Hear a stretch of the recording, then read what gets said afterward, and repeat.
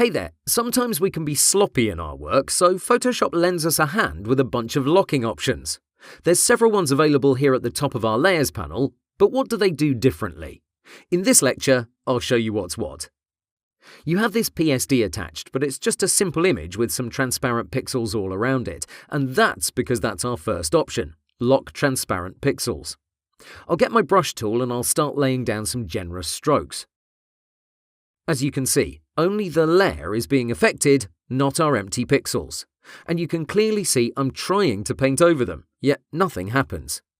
In case you don't want to move your mouse all the way here, you can use its hotkey, the /.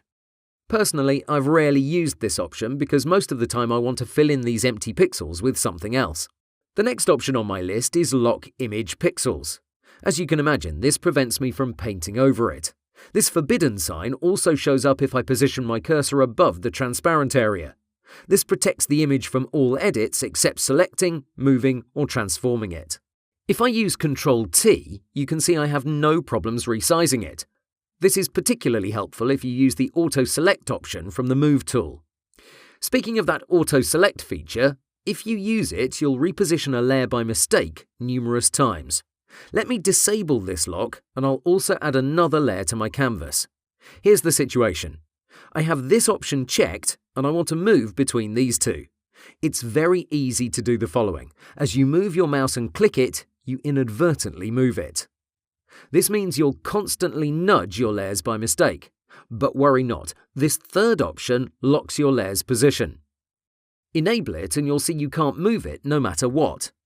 Everything else is on the table. You can paint over it, erase it, apply all sorts of edits, but you can't move, nor can you resize it, because that involves a repositioning too. Okay, we haven't talked about artboards, so we'll skip this one. So that brings us to the final one, the most powerful lock available, Lock All. As you can imagine, this blocks every possible action, no painting, moving, editing, no transforming. But the great thing is, you can still make selections. And that's how we've used this feature so far. This is particularly helpful for your background layers because once you enable it, you can quickly select multiple layers straight from the canvas with this action. Okay, a quick recap before we wrap up this lecture. The first one locks all transparent pixels, so you can only edit your image. The second one locks the photo's pixels, so you can't edit it, but you can still move or resize it. The third one blocks any layer movement, but you can adjust it in any other way. The final one restricts all edits whatsoever. These might come in handy, so I've made a cheat sheet that you can glance at and remember all their properties. Okay, have fun!